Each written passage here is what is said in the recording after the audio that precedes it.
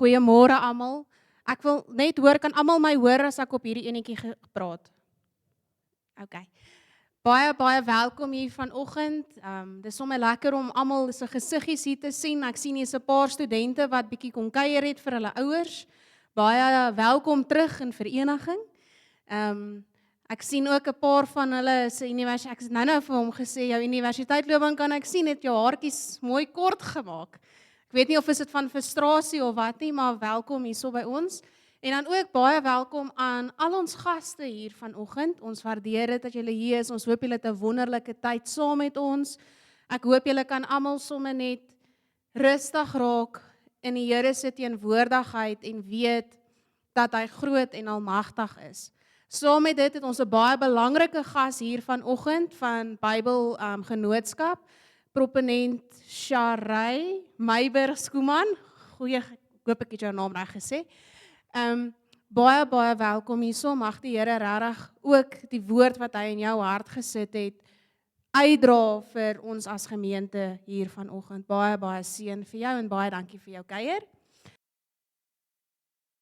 Goeiemôre almal. Dis vir my vanoggend regtig 'n baie groot voorreg om hier by julle te kan wees. Namens die Bybelgenootskap wil ons net dankie sê vir die geleentheid dat ek vanoggend net vir julle bietjie kan deel ook wat die Bybelgenootskap doen, wat ons missie is en ons visie is, en dan ook net om vir julle die woord te bring vanoggend wat ek dink 'n vraag is wat nogals redelik belangrik is vir ons as Christene vandag.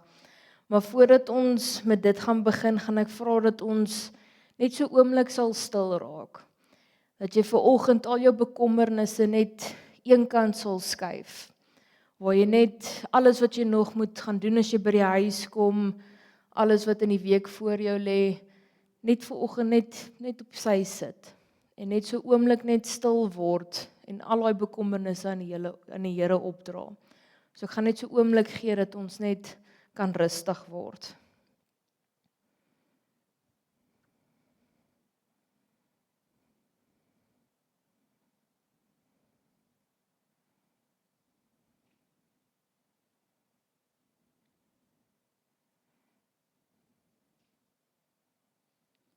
Laat jou lig skyn. Ja, jou lig het gekom en die heerlikheid van die Here skyn oor jou. Aan slagoffers en graanoffers het ek geen erg nie. U het my ore oopgemaak. Brandoffers en reinigingsoffers het u nie gevra nie. Wat u behaag, my God, wil ek graag doen. U wet is my binneste. Om u wil te doen, my God, is my een begeerte. Ek het 'n boodskap van heil gebring in 'n groot byeenkoms. Kyk, my lippe hou ek nie dig nie. U weet dit self, Here. U regverdige optrede het ek nie in my hart weggesteek nie. Oor u trou en verlossing het ek gepraat. Ek het nie u troue liefde en betroubaarheid vir groot byeenkoms verhul nie.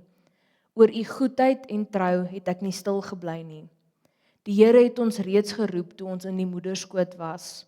Hy het reeds jou naam genoem toe jy in jou moeder se liggaam was. Nou die Here gepraat. Hy wat my in die moederskoot al gevorm het, is 'n dienskneg van hom.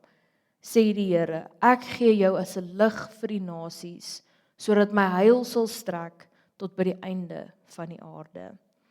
Mag jy die genade en die liefde van die Here Jesus Christus in jou hart vanoggend voel en mag jy daai lig gaan wees vir die wêreld. Kom ons sit net so en ons sluit ons die oë. Here, ons kom vanoggend na U toe op ons knieë met oop harte, oop ore en oop oë. Dat U vir ons die pad kan wys wat U vir ons wil hê ons moet oploop.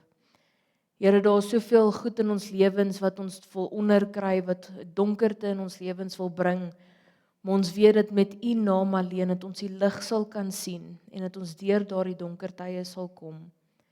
Here, ek wil vanoggend hierdie gemeente ook aan U opdra dat U by hulle sal staan en by elke persoon wat hier sit vanoggend net by hulle sal wees en U hand van beskerming oor hulle sal hou en dat hulle U se liefde en genade en vrede sal kan voel. Here, ons vra dit vanoggend nie omdat ons dit verdien nie, maar werklik omdat U groot en almagtig is. Amen.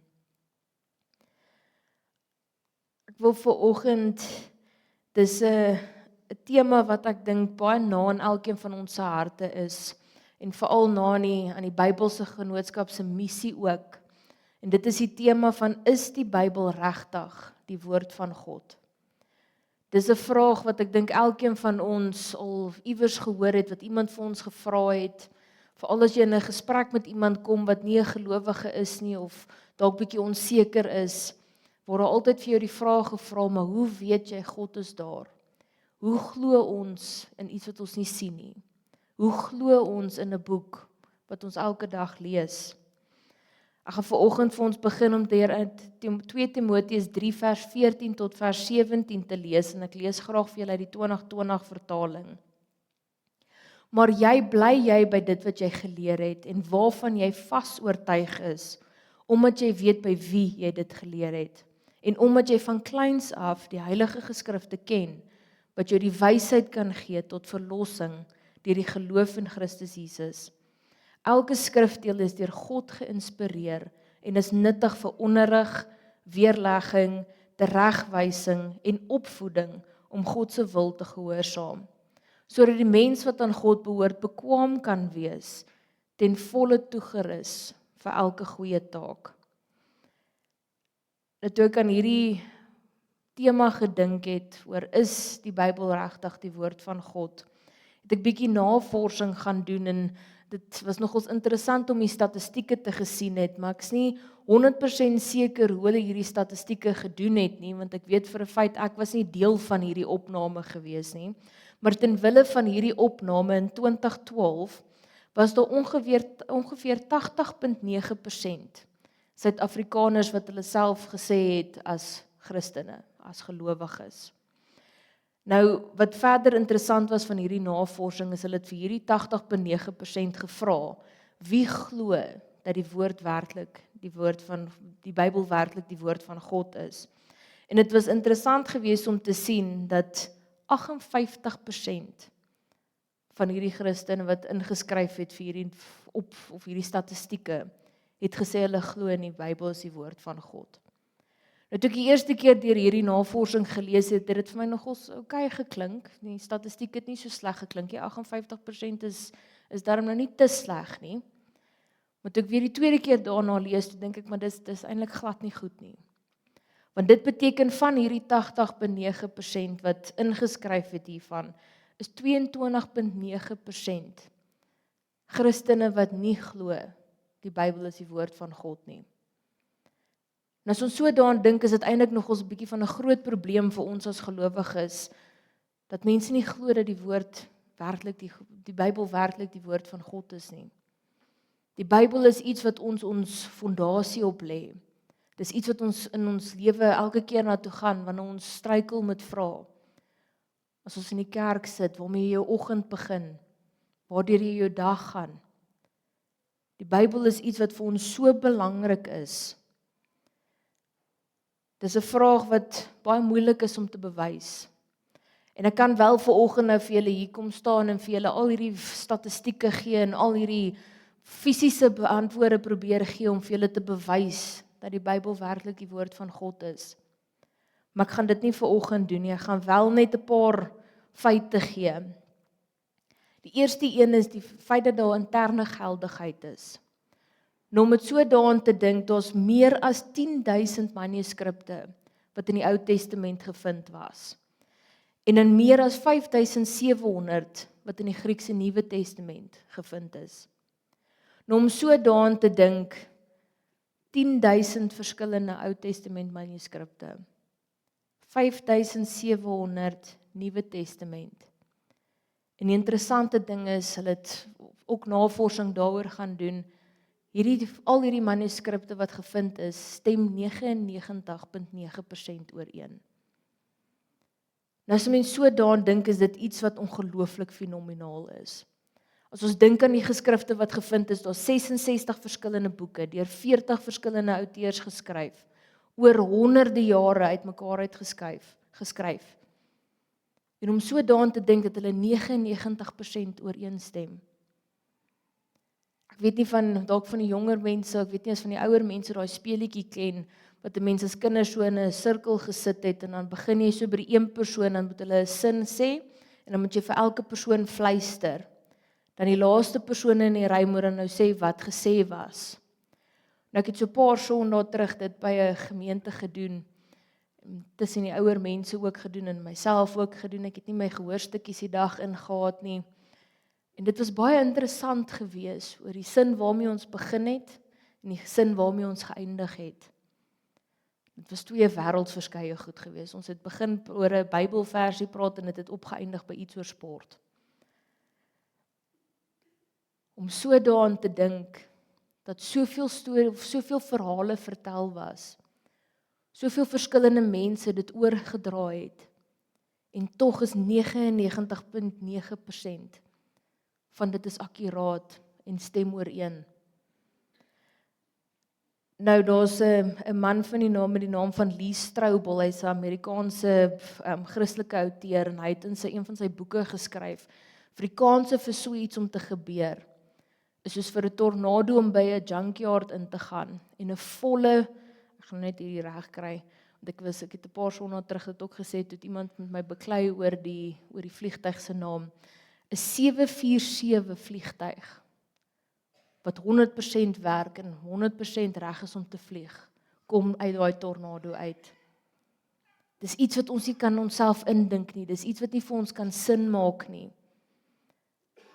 Dat soveel jare, soveel mense, dat alles 99.9% ooreenstem. Net dit alleen moet eintlik, kan ons hierdie preek vanoggend nou sommer klaar maak en sê, die Bybel is regtig die woord van God. Maar ons gaan 'n bietjie verder gaan. Ons gaan ook kyk na die feit dat Petrus gesê het in 2 Petrus 1 vers 20 tot 21, dit moet julle veral besef, geen profesie in die skrif berus op eie uitleg nie, want geen profesie is ooit deur die wil van 'n mens voortgebring nie, maar meegevoer deur die Heilige Gees, het mense die woorde uitgespreek wat van God afkomstig is. Nou dis baie goed dat Petrus hierdie sê, maar is dit waar? As ons daaroor dink, as ons na die profetiese boeke kyk wat in hierdie geval moontlik is waarvan hy praat, dan dink ons om 'n profeet te gewees het, is nie iets wat iemand sou wou gedoen het om gewild te word nie. Dis nie iets wat iemand sou wou gedoen het om geld te verdien het nie. Om 'n profeet te gewees het was nie iets wat ek dink enigiemand van ons vandag sou wou gedoen het nie. Hierdie profete is mense wat hulle lewens in gevaar gesit het. Hulle was gemartel gewees en selfs doodgemaak as hulle die woord van God versprei. So ek dink die laaste ding wat iemand werklik sou wou gedoen het, is om 'n profeet te wees. So as dit net was om 'n Bybel te skryf om meer volgers te kry, om meer gewildheid te wees of meer belangrik te wees, is dit nie iets wat iemand regtig sou gedoen het nie. Hulle sou eerder iets geskryf het wat almal wou hoor. Hulle sou eerder iets geskryf het wat almal sou wou gevolg het. So om 'n profeet vir die Here te gewees het, is definitief nie iets wat hulle wou gedoen het nie. Dis iets wat hulle vir geroep was. Dis iets wat in hulle harte gesit was. Nou in die Ou Testament is daar meer as 333 profesieë oor die Messias. En oor die hele Bybel verskyn daar meer as 2000 profesieë. En baie van hulle wat al reeds vervul was. Nou toe ek bietjie gaan opsoek oor 'n baie bekende profesie, het ek op een afgekom wat in Amerika gebeur het. En ek gaan nou nie in veel in dit ingaan nie. Julle kan self die boek gaan lees as julle wil. Die boek was deur 'n Messiaanse Jood geskryf met die naam van The Harbinger. En hy praat oor 'n profesie wat waar geword het al 2 keer, wat in die Ou Testament gebeur het en toe nou in 2017 in Amerika vervul was. Almal van ons wat vanoggend hier sit, ken die verhaal van 9/11. Ons almal weet wat daar gebeur het. Maar 'n paar interessante feite is wat in Jesaja 9 vers 9 staan. Bakstene het geval, maar met gekapte klip sal ons herbou. Wille vyebome is afgekap en met sederbome sal ons dit vervang. Nou net soos wat in Israel gebeur het waar vyande die beskermingsmuur ingedring het en ingekom het, wie het later teruggegaan het en toe weer gekom het, wat alles afgebreek was. Geboue, mure, die ekonomie, alles wat geval het. En dis wat presies wat gebeur het in 9/11 ook. En wat interessant was, toe ek nog gaan oplees hieroor, was daar 'n artikel gewees waar mense gevra het, maar waar is God? Hoe laat God hierdie goed toe? En ek dink as ons vandag se lewe ook kyk, is daar soveel goed wat om ons gebeur. Soveel pyn, soveel seer. Dan is die eerste vraag wat mense gewoonlik vra is, maar waar is jou God? Hoe laat jou God so iets toe? Hoe laat jou God 'n 6-jarige kind kanker kry en sterf? En een van die belangrike goed wat een van iemand in hierdie artikel gesê het, is wel ons het hom uit ons skole, uit ons regering, uit ons media, uit ons kultuur en uit ons openbare lewe verwyder. So waar behoort hy dan te wees? Ek het nou die dag met my man ook daaroor gesels. Ek onthou altyd op skool wat ons, voordat ons na ons klasse toe gaan, het ons eers op die teerblad by mekaar gekom, het ons geopen het met gebed, ons geopen het met 'n vers van die Bybel. En ek het nou so die laaste ruk het ek 'n klomp skole op probeer bel om te hoor, doen hulle dit nog, sodat ek bietjie by hierdie skole kan uitkom en 'n opening kan doen. En hulle het gesê, maar hulle doen nie meer, hulle het glad nie meer godsdiens, hulle het glad nie meer enigiets van dit in hulle skole nie. So ons het God so uit ons lewens uitgehaal, so waar behoort hy dan te wees? Ons lewe in vandag so 'n tyd dat ons ongelukkig ons rug op God draai. En dis presies wat in Amerika ook gebeur het, hulle het hulle rug teen God gedraai. En toe ek nou verder in hierdie gedeeltes van hierdie boek gaan lees, het hulle gepraat van net toe die vliegtuig die eerste gebou tref, is daar soveel geboue wat afgebreek is en aan die brand geslaan was en seer gekry deur die rommel wat afgeval het. Maar wat interessant was, is reg oor kan die pad is daar 'n klein klipkerk. En dis in hierdie klein klipkerk waar alles begin het. Waar hulle ook as bymekaar gekom het as regeringe wat hulle gesê het, hulle gaan hulle self toewy aan God. En dis in hierdie klein klipkerk waarna hierdie vliegtye en rommel geval het, is dit die enigste gebou in daai hele area wat nie 'n enkele skade opgedoen het nie. Wat wel interessant was, daar's 'n boom voor op die perseel van die kerk en hierdie boom het afgebrand. En hierdie boom is vandag in brons gegiet om vir hulle te herinner dat hulle hulle rug teen God gedraai het. En wat interessant was, is dit was 'n willevye boom gewees. En later, nadat hulle hierdie stomp toe nou in brons gegiet het, het iemand toe nou geskenk en gesê, maar hulle wil 'n nuwe boom nou plant, want die kerk lyk maar so 'n bietjie leeg. En die boom wat geskenk was 'n sederboom. Jesaja 9 vers 9, bakstene het geval, maar met gekapte klip sal ons herbou. Willevye bome is afgekap, en met sederbome sal ons dit vervang. Jeremia het geprofeteer dat wat die Here opgebou het, sal hy weer afbreek. En daar's toe nou soveel meer, is nogals 'n interessante boek, ek het net so halfpad deur hom gekom, maar julle kan gerus die boek The Harbinger gaan lees, wat baie meer feitelik, ook meer oor wat op Wall Street gebeur het, en hoe dit vergelyk met wat in Ou Testament gebeur het, en met Israel gebeur het. Die feite wat daar uitkom, dan maak 'n mens net weer eens terugkyk en besef, dis nie net 'n storieboek nie.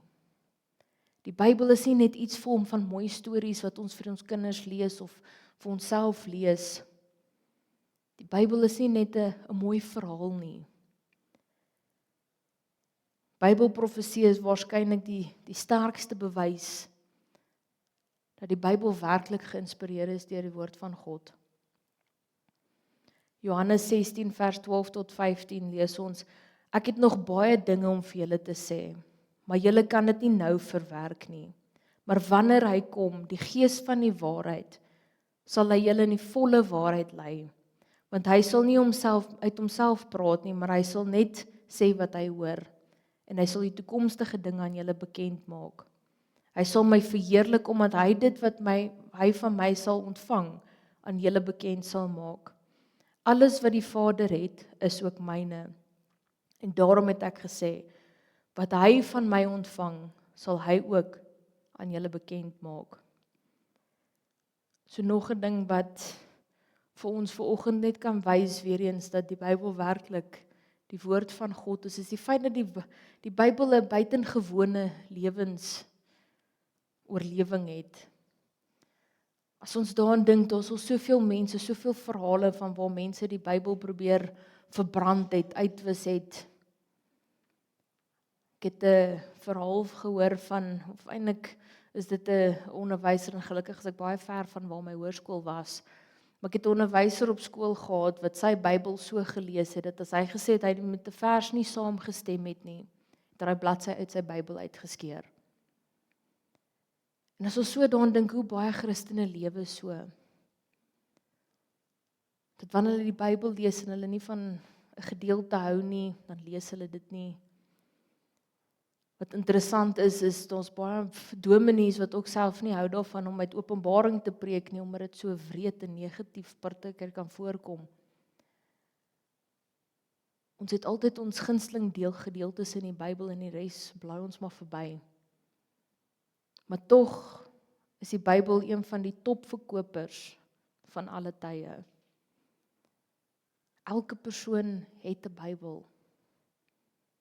Of wil graag 'n Bybel hê, of gelukkig in vandag se tyd is dit so fantasties, jy kan 'n Bybel op jou selfoon hê, op jou iPad hê, op jou rekenaar hê. Mens kan altyd die Bybel iewers kry. Maar mense se lewens word ook deur die Bybel verander.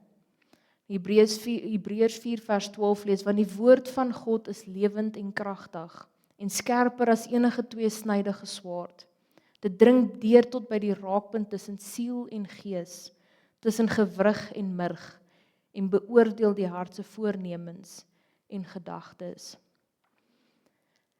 Nou toe ek met my mentor gesels oor wat my tema is vir my preek en wat ek graag wil doen, het hy vir my 'n verhaal vertel wat nogals interessant was, en dit was eers een van daai verhale wat redelik klink soos iets wat mense maar net 'n mooi storie vertel. Maar dit is toevallig dat ek hierdie persoon wat in die gemeente is redelik goed ken. En ek weet hoe sy hart is. En hy het vir my die verhaal vertel van toe hierdie man 'n jong seun was, het sy ouers hom vreeslik geforseer om kerk toe te gaan, om deel te wees van die gemeente, om sonndagskool toe te gaan, om belydenis te doen, om sy kinders toe te doop toe hy eendag kinders gehad het. En hy het altyd sy rug teen die kerk gedraai, hy het sy rug teen God gedraai, hy kon nie verstaan hoekom 'n mens in God glo nie. Hy wou nooit sy Bybel lees, hy het glad nie belang gestel daarin nie. En hy vertel toe my mentor, hy het op 'n stadium vir hom gebel en vir hom gesê, ek moet dringend by jou uitkom. En dit was so 'n week later gewees, toe hy vir hom die verhaal vertel van hy was op 'n besigheidstrip gewees, en hy was ingeboek by 'n hotel, maar sy konferensie het eers iets soos die laatmiddag gebeur, en hy het toe nie geweet wat om met homself te doen nie, maar hy gaan sit toe in sy hotelkamer, en hy sien toe die Bybel op die bedkassie lê. En hy besluit toe net om nou maar die tyd verby te kry, gaan hy maar sit in die Bybel lees. En toe hy die Bybel oopmaak en begin lees, toe hou hy nie op nie. Toe hy die Bybel begin lees, toe mis hy sommer sy konferensie. En hy dadelik toe die week daarna by my mentor gekom en vir hom gesê, ek moet met jou praat. Hierdie het nou met my gebeur, en die verse wat ek gelees het as kind, het vir my niks beteken nie. Maar waar ek myself in my lewe vandag gevind het ek die Bybel weer opnuut gelees, en dit het vir my nuwe betekenis gegee. En daai man is vandag een van die meeste betrokkene as dit kom by die kerk, wat uitgaan in die wêreld in 'n Bybel versprei, die woord van God versprei.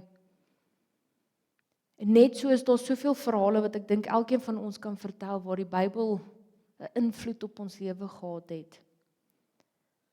Ek seker as ek by elkeen van julle vanoggend vra om vir my jou vers te gee wat vir jou iets beteken, kan elkeen van ons 'n vers of miskien 10 of miskien 20 gee. Die Bybel maak 'n verskil in ons lewens. Die Bybel gee vir ons lig, krag.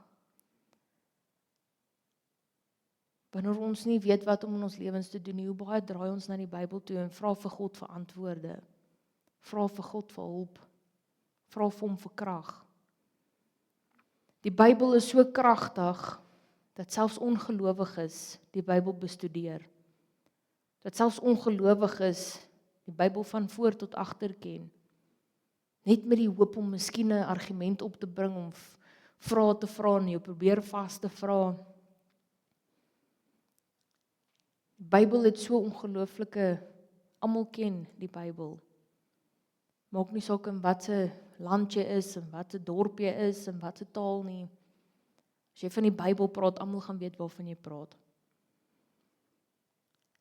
Nou, Jesus en die Heilige Gees sê ook vir ons, die Bybel is werklik die woord van God, en ons lees dit in 1 Korintiërs 1 vers 18. Die boodskap van die kruis is immers dwaasheid vir diegene wat verlore gaan, maar vir ons wat verlos word, is dit die krag van God.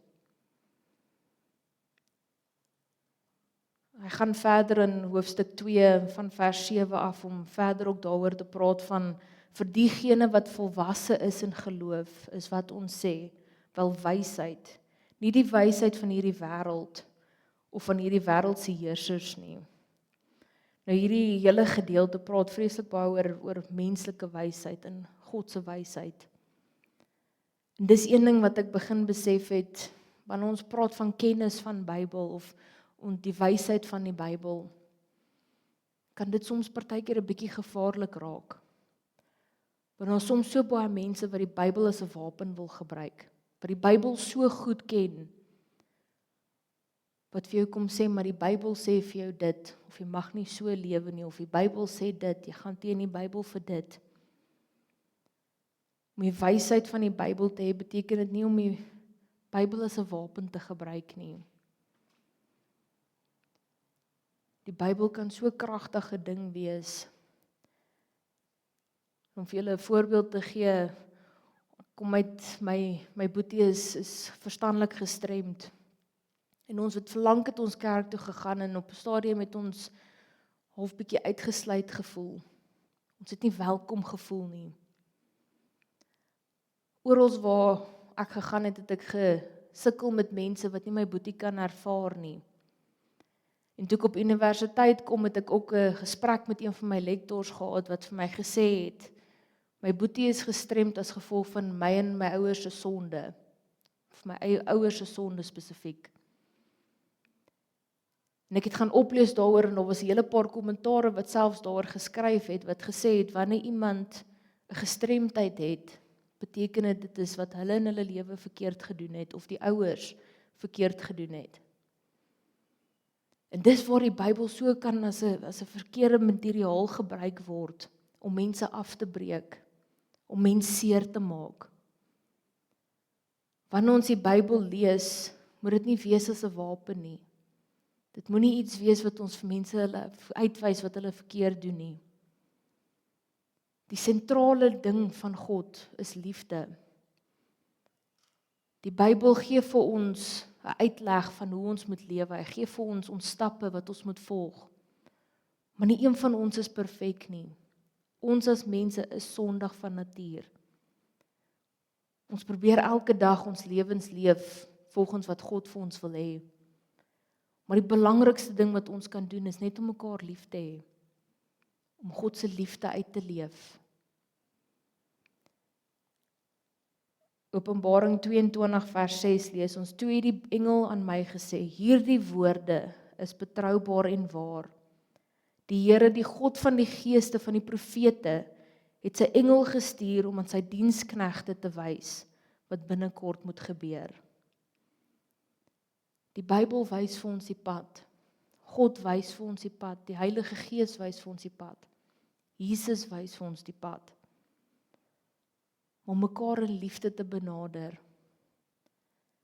Om mense nie met die Bybel te probeer toeslaan, met wat hulle verkeerd doen nie, maar net om daar te wees in liefde, in genade en vrede, soos wat God ons benader met liefde en genade en vrede. As ons net in God bly glo, in Jesus bly glo en in die Heilige Gees bly glo, dan is eintlik baie logies om te weet dat die Bybel geïnspireer is deur die woord van God. En al wat God van ons vra is om uit te gaan en sy woord te gaan verkondig. En om so te doen in liefde.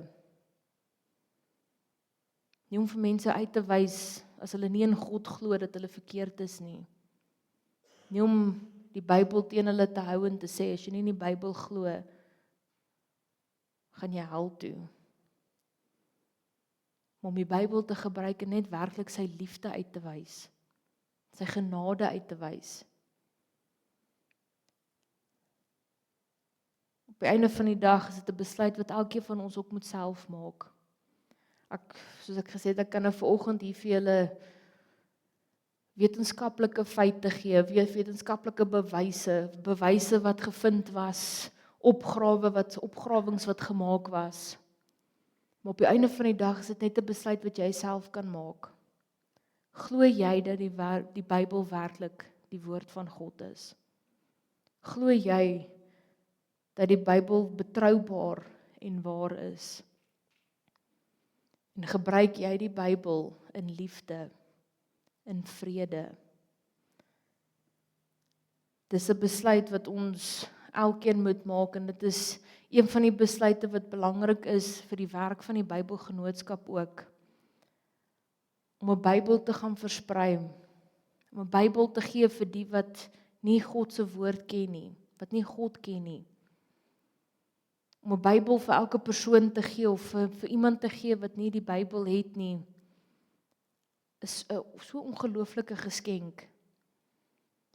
Ek was so 'n paar naweke terug by 'n kerk gewees en dit was my interessant gewees hoe een van die ouers gelag het toe die een ouma sê sy gaan vir haar klein seun en die klein dogter hulle eerste Bybel koop. En hierdie een persoon het begin lag en vra, is dit al wat jy vir jou kleinkind gaan koop as 'n Kersgeskenk?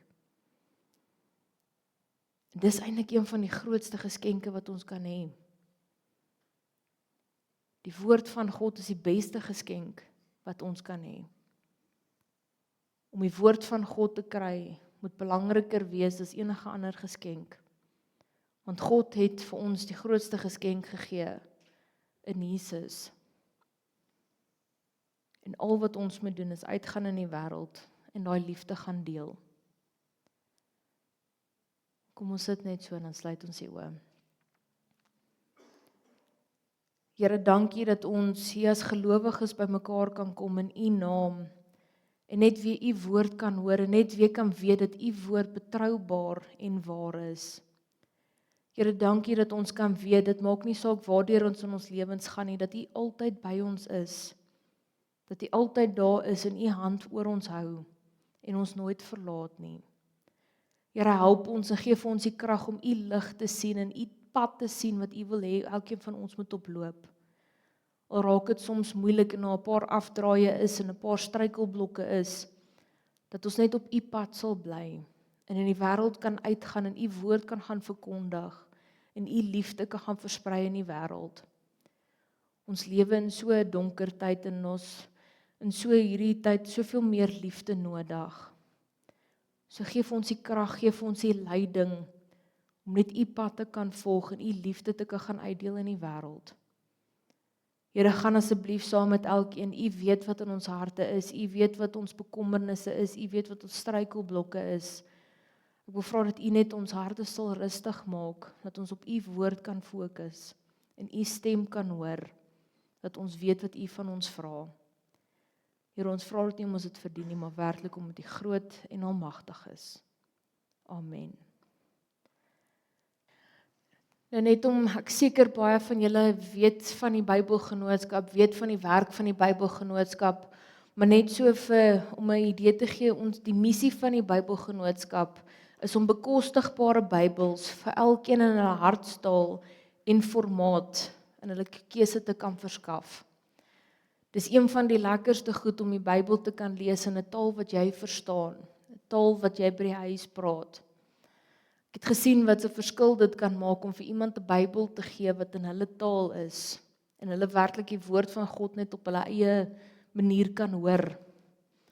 Nou van die belangrikste werke van die Bybelgenootskap, die take sluit in Bybelvertaling. Daar's op die oomblik soveel projekte en soos julle daar kan sien, ek gaan nie probeer om daai woorde uit te spreek nie, maar dis van die tale wat hulle huidiglik besig is om te vertaal.